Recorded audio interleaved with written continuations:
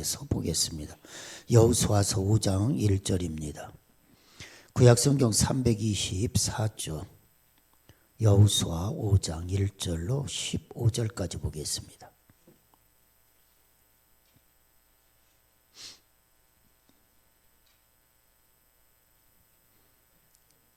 구약성경 325쪽입니다. 여호수아서 5장 1절로 15절 5장 한 장 다 보겠습니다. 요단 서쪽의 아모리 사람의 모든 왕들과 해변의 가나안 사람의 모든 왕들이 여호와께서 요단물을 이스라엘 자손들 앞에서 말리시고 우리를 건너게 하셨음을 듣고 마음이 녹았고 이스라엘 자손들 때문에 정신을 잃었더라. 그때에 여호와께서 여호수아에게 이르시되 너는 부싯돌로 칼을 만들어 이스라엘 자손들에게 다시 할례를 행하라 하시매 여호수아가 부싯돌로 칼을 만들어 할례산에서 이스라엘 자손들에게 할례를 행하니라. 여호수아가 할례를 시행한 까닭은 이것이니 애굽에서 나온 모든 백성 중 남자 곧 모든 군사는 애굽에서 나온 후 광야길에서 죽었는데 그 나온 백성은 다 할례를 받았으나 다만 애굽에서 나온 후 광야길에서 난 자는 할례를 받지 못하였습니다.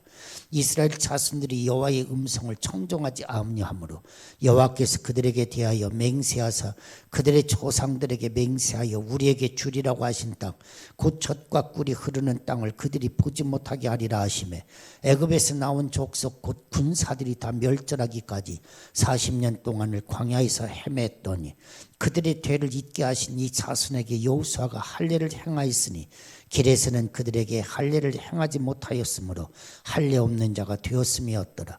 또 그 모든 백성에게 할례 행하기를 마치매 백성이 진중 각 처소에 머물며 낫기를 기다릴 때에 여호와께서 여호수아에게 이르시되 내가 오늘 애굽의 수치를 너희에게서 떠나가게 하였다 하셨으므로 그곳 이름을 오늘까지 길갈이라 하느니라. 또 이스라엘 자손들이 길갈에 진쳤고 그달 14일 저녁에는 여리고 평지에서 유월절을 지켰으며 유월절 이튿날에 그 땅의 소산물을 먹되 그날에 무교병과 볶은 곡식을 먹었더라. 또 그 땅의 소산물을 먹은 다음 날에 만나가 그쳤으니 이스라엘 사람들이 다시는 만나를 얻지 못하였고 그 해에 가나안 땅의 소출을 먹었더라. 여호수아가 여리고에 가까이 이르렀을 때 눈을 들어본즉 한 사람이 칼을 빼어 손에 들고 마주 서 있는지라. 여호수아가 나아가서 그에게 묻되 너는 우리를 위하느냐 우리의 적들을 위하느냐 하니 그가 이르되 아니라 나는 여호와의 군대 대장으로 지금 왔느니라 하는지라.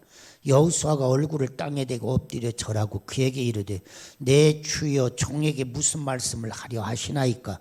여호와의 군대 대장이 여호수아에게 이르되 내 발에서 신을 벗으라 네가 선 곳은 거룩하니라 하니 여호수아가 그대로 행하니라. 아멘. 목사님의 우리 시대의 역설이라고 하는 글이 있습니다.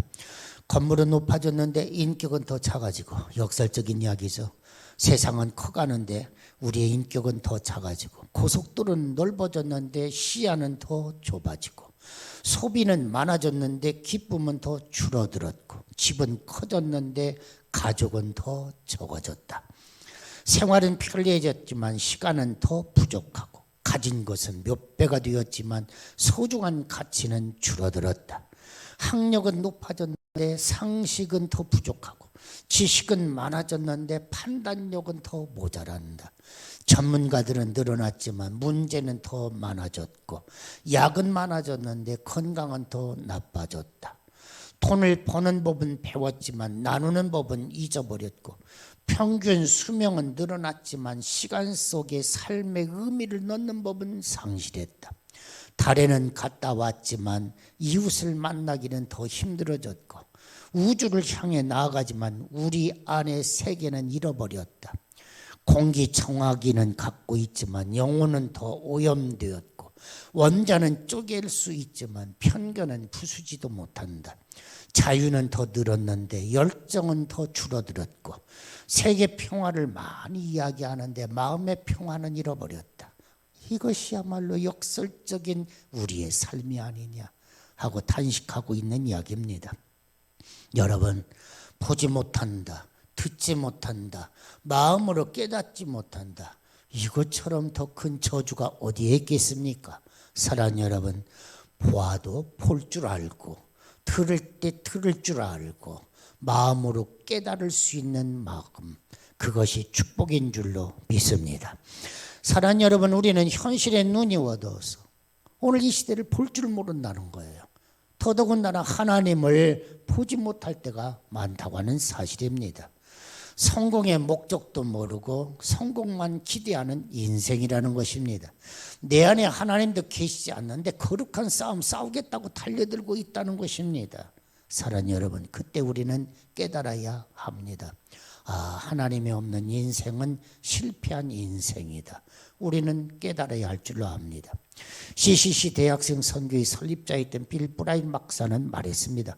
근본적으로 신앙생활 영적인 승리는 어려운 정도가 아니라 불가능하다 그랬어요. 내 힘으로 발버둥 쳐서 이길 수 있는 싸움이 아니라는 것이죠. 그래서 제작 훈련을 통하여서도 누누이 강조한 이야기가 바로 그런 이야기 아니었습니까? 하나님 도와주세요 정도가 아니라는 거예요. 하나님 도와주세요. 그래서는 세상을 이길 수 없다는 거예요. 어떻게 해야 돼요? 하나님 나를 지배해 주세요. 하나님의 지배가 아니고는 우리는 세상을 이길 수가 없다. 제자된 자가 될 수 없다. 그래서 여러분, 나를 지배해 주세요. 우리의 기도를 바꿔야 한다. 하나님 도와주세요. 그러고도 이길 수 없어요. 하나님 나를 지배해 주세요. 하나님의 마음이 내 마음에 되게 했어요. 예수님의 열정이 내 열정이 되고 예수님의 믿음이 내 믿음이 되어야 그래야 내가 이길 수 있습니다 하고 기도하자. 그러지 않았습니까? 여러분, 오늘 성경을 한번 보시기 바랍니다. 이스라엘이 요단강을 건너왔습니다. 건너자마자 이스라엘 백성들이 깨달았습니다. 야, 가나안 땅은 우리의 힘으로 정복할 수 있는 땅이 아니구나. 그것을 깨달았습니다. 난공불락의 성, 아주 견고한 성 여리고성이 앞을 딱 가로막고 서 있는 것입니다. 마치 큰 발덩어리가 내 앞을 딱 가로막고 있는 것처럼 느껴졌습니다. 사랑하는 여러분, 인생의 커다란 과제에 부딪힐 때 여러분들은 어떻게 해결하고 가십니까? 때로는 실패의 벽 앞에 우리가 서야 할 때가 있는데 그때 우리는 어떻게 이 실패의 벽을 무너뜨리고 갈 수가 있겠습니까? 여러분, 성공하는 사람들의 7가지 습관이라고는 이미 오래전에 베스트셀러가 된 책이 있습니다. 스티븐 코비라고 하는 사람이 지은 책이죠. 그는 이렇게 이야기를 합니다. 부딪힌 문제를 해결하고 성공한 사람들에게는 공통점이 있더라. 오늘 이 시대를 성공하고 오늘 이 시대를 승리하는 사람들에게는 공통된 점이 있더라는 거예요. 어떤 공통점입니까? 성공의 패러다임이 있더라. 여러분, 이 패러다임이라고 하는 이 말은 인식, 습관 그런 거예요. 내가 어떻게 생각하느냐, 그것도 생각의 패러다임이에요. 이걸 바꿔야 돼요. 내가 살아가는 어떤 습관, 지금처럼 살아왔던 어떤 습관들, 이게 패러다임이에요. 그래서 우리가 생각하는 이 생각, 여러분 참 바꾸기 어렵습니다. 어릴 적부터 그래서 3살 버릇이 80 간다고 하지 않습니까?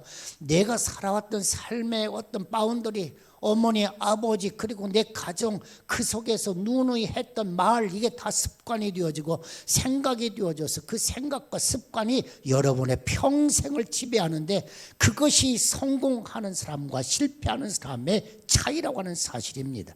그러나 여러분, 믿음은 지금까지 잘못된 패러다임을 뜯어 고칠 수 있는 것이 믿음인 것입니다. 그런데 이 스티븐 코비는 성공하는 사람들을 보니까 성공할 수밖에 없더라, 그런 이야기예요. 성공할 수밖에 없는 그들의 습관이 있더라, 그들의 생각이 있더라, 바로 그런 이야기입니다. 사랑하는 여러분, 가나안 첫성 여리고는 요단강을 건넌 이스라엘 백성들이 만나는 큰 과제 덩어리였습니다. 만약에 여기서 실패하면 광야 40년 생활이 무슨 소용이 있더란 말입니까? 여러분, 모든 것이 끝장인 것이죠. 우리가 여호수아서라고 하는 이 성경을 보면 여호수아서 3장, 4장은 요단강을 건너는 사건입니다. 이미 여러분이 다 잘 아시고 하니까 더 이상 말씀 안 드리겠습니다. 이제 이 5장을 넘어서 6장을 가면 6장은 여리고라고 하는 큰 난공불락의 성의 앞을 가로막고 있습니다. 그 사이에 낀 것이 바로 이 5장입니다. 그런데 이 5장은 너무너무 중요한 장인 것입니다. 이 가나안 땅을 어떻게 정복할 수 있느냐, 이 이 정복의 패러다임, 정복의 비결이 바로 이 여호수아서 5장입니다. 그러니까 3장, 4장 요단을 건너오고 앞에 있는 난공불락의 성 여리고성 이 6장, 그 사이에 있는 이 5장, 굉장히 중요한 의미가 담겨져 있는 성경 말씀입니다. 사랑하는 여러분, 지금이야 개울물이 되었습니다마는 당시에 거대한 강이었던 요단강, 그것도 만수가 되어서 뚝까지 흘러넘치는 이 요단강을 전적인 하나님의 기적을 가지고 넘어왔습니다. 이스라엘 백성들에게는 사기가 충천했습니다. 이런 추세라면 까짓것 여리고성도 무너뜨릴 만한 사기 충천한 시점입니다. 홍해를 가른 이스라엘 백성들이 요단까지 가르고 가나안 땅에 들어왔다. 그런데 이스라엘 백성들, 그들 말고 이제 가나안 땅에 백성들이 있지 않습니까? 이 가나안 백성들, 이스라엘 백성들은 사기가 충천한데 이 가나안 백성들은 어땠습니까? 우리가 이미 이 롯이라고는, 나압이라고는 여인을 통하여서 야, 상천하지, 이런 하나님이 어디 계시냐? 이 하나님이 홍해를 가르고 요단을 가르고 지금 우리 앞에 왔다, 이 이야기를 듣고 이 가나안 땅 백성들의 간담이 녹았다, 두려워 떨고 있다. 이게 이미 라합이라고는 이 기생의 입을 통하여 알게 된 그런 어떤 정보가 아닙니까? 그러니까 이런 아주 적기, 여리고성을 무너뜨리게 이스라엘 백성들은 사기 충천하고 가나안 땅의 백성들은 지금 간담이 녹아서 두려워 떨고 있고, 이런 때 교두보를 확보하고 여세를 몰아서 야, 여리고를 무너뜨리자 하고 진격해야 할 이때에 하나님은 무슨 말씀을 하고 있느냐 하는 것입니다. 사랑하는 여러분, 진격 명령은 고사하고 하나님은 앞으로 전진하려고 하는 이스라엘 백성들의 발목을 딱 잡습니다. 하나님의 말씀하십니다. 여리고성을 점령하기 이전에 먼저 하나님의 백성들이 해결해야 할 과제가 있다는 것입니다. 바로 그것이 오늘 여호수아서 5장 2절에 있는 말씀입니다. 그때 여호와께서 여호수아에게 이르시되 너는 부싯돌로 칼을 만들어 이스라엘 자손들에게 다시 할례를 행하여라 그랬어요. 여러분, 할례라고 하는 것은 남자의 생식기 표피를 잘라서 나는 하나님의 백성입니다 하고 그렇게 인식표처럼 여겨졌던 것이 할례입니다. 여러분, 지금은 여호수아 백성들이 누가 보아도 상식적으로 전쟁의 칼을 만들 때지 지금 무슨 할례를 행하면 됩니까? 할례를 행하더라도 여리고성을 무너뜨린 다음에 평안하게 누워서 그리고 할례를 행해야 할 때가 아니겠습니까? 그런데 아니에요. 하나님은 전쟁을 치를 칼을 만들려고 한 것이 아니라 할례를 행할 수 있는 돌칼을 만들어라, 이것이 오늘 5장 2절인 것입니다. 이스라엘 백성들의 사기가 하늘을 찌르는 이때, 적들의 간담이 서늘해지고 있는 이때 이스라엘 백성들이 쓰러져 누워있다 한번 생각을 해보십시오. 이럴 때 적군이 쳐서 내려왔다 생각을 해보십시오. 그런데 하나님은 지금 이 위기 상황에 이 모습을 연출하고 계시는 것입니다. 오늘도 여러분, 하나님의 음성이 들려오지 않습니까? 너희들이 성공하기를 원하느냐? 너희들이 승리하기를 원하느냐? 너희들이 하나님의 자녀로 살아가기를 원하느냐? 그렇다면 목적을 먼저 알아야 하지 않겠느냐? 먼저 목적을 알아야 한다는 것입니다. 우리가 살아가는 삶의 목적이 뭐냐? 그걸 알아라. 그걸 알고 도전하자. 오늘 하나님은 우리에게 그렇게 말씀하시는 것입니다. 여러분, 여호수아서 4장 24절에 보면 이는 땅의 모든 백성으로 여호와의 손의 능력, 하나님의 손이 얼마나 능하신가 그것을 알게 하며 너희로 너희 하나님 여호와를 영원토록 경외하게 하려 하심이라. 모든 범사에 하나님의 목적이 있대요.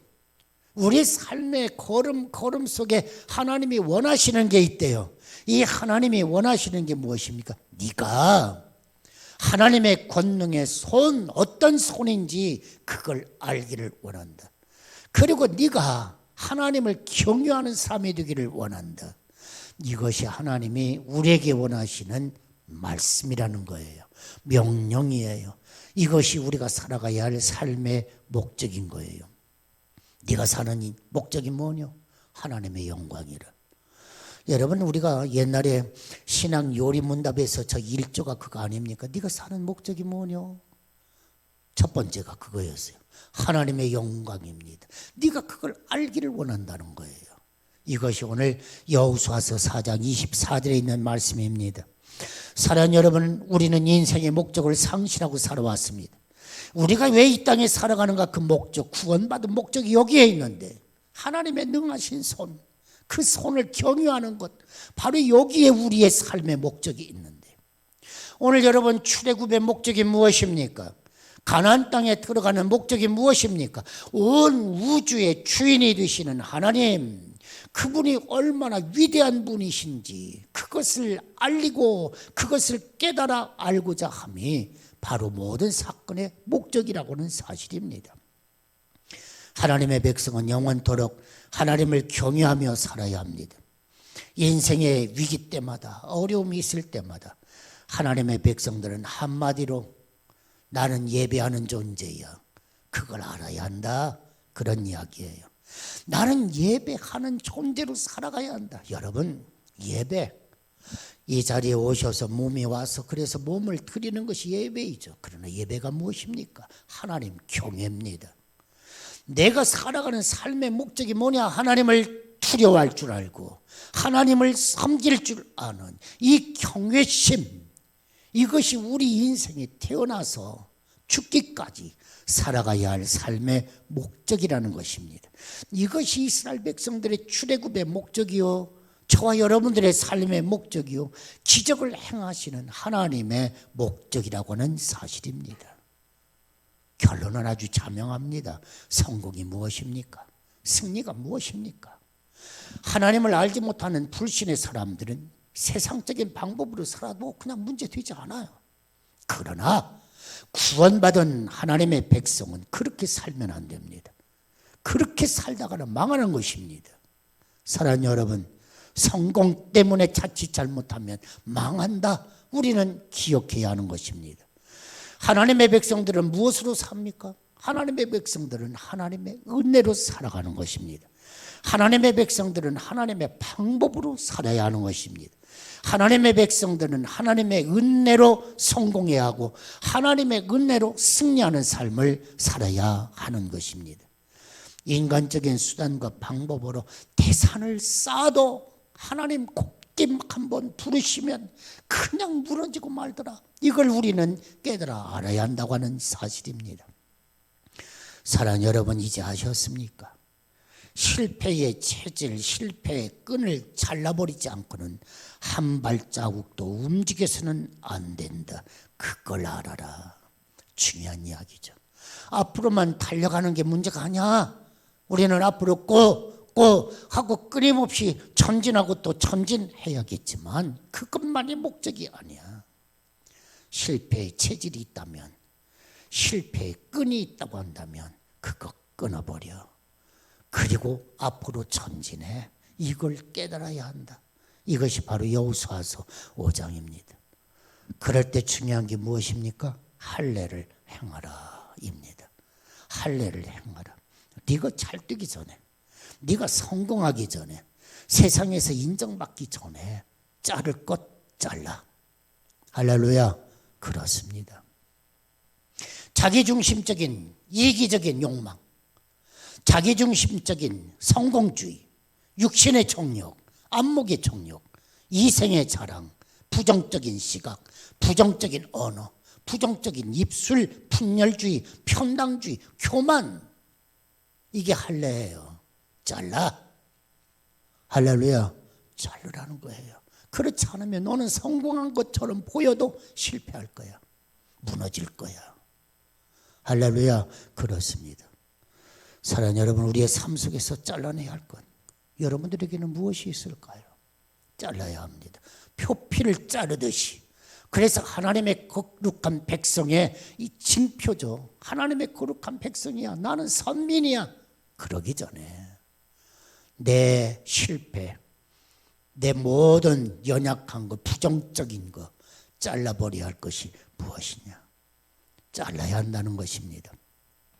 그래서 이것이 오늘 9절에 있는 말씀이죠. 여호와께서 여호수아에게 이르시되 네가 오늘 애굽의 수치를 너에게서 떠나가게 했다. 할렐루야. 사랑하는 여러분, 이 할례가 그런 의미예요. 애굽의 수치를 너에게서 떠나가게 하겠다는 거예요. 할례를 행하라. 애굽의 수치입니다. 그래서 여러분, 지명의 이름이 길갈로 바뀌는 것입니다. 애굽의 수치. 애굽의 수치가 무엇입니까? 애굽에서 노예 생활을 하던 수치를 말합니다. 출애굽은 했는데, 광야 여정을 거쳐왔는데 아직도 가나안 땅의 주인이 되기에는 너에게 아직도 노예 근성이 있어. 너에게 아직도 거지 근성이 있어. 그거 잘라야 돼. 그래야 가나안 땅의 주인공이 될 수 있어. 바로 그런 말씀이에요. 불신앙의 근성, 세상의 근성이 너에게 남아있더라는 거예요. 여러분 한번 생각을 해보십시오. 광야 40년 이스라엘 백성들 수없이 하나님이 기적, 놀랍은 기적을 일으켜 주셨거든요. 여러분 만나로 먹여주시고 메추라기 때에는 먹여주시고 반석을 치니 생명의 물이 솟구쳐 오르고, 그러면서도 히브리 민족은 애굽으로 돌아가자, 애굽으로 돌아가자, 우리가 죽을 곳이 없어서 이 광야까지 나왔단 말이냐, 원망하고 불평하다가 광야에서 다 죽었지 않습니까? 오늘 이 불신앙의 근성을 잘라버리지 않고는 너는 성공할 수 없어. 이 불신앙의 이 수치를 너는 잘라. 과감하게 잘라. 표피를 잘라.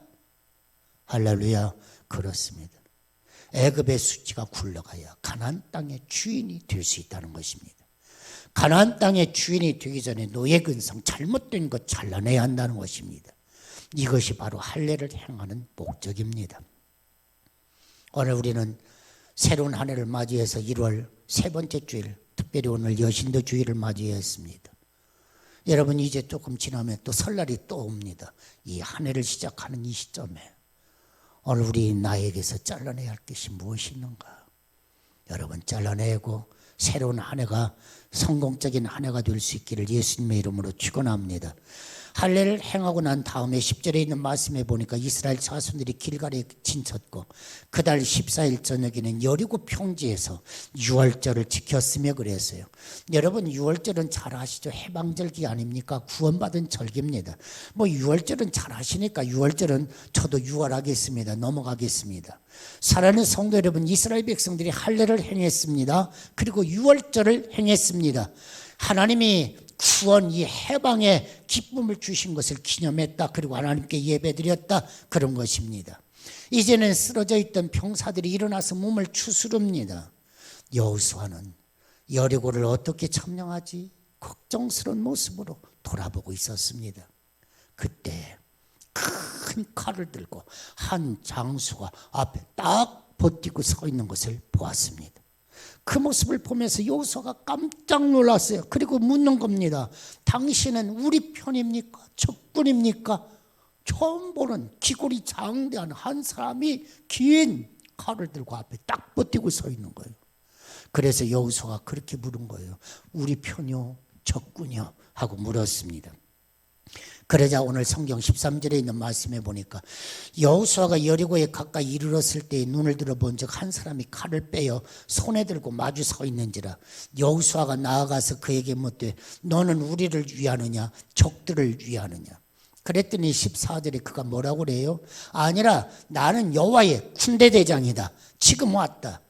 여호수아가 얼굴을 땅에 대고 엎드려 절하고 그에게 이르되 내 주여 종에게 무슨 말씀을 하려 하시나이까. 이게 오늘 14절에 있는 말씀이죠.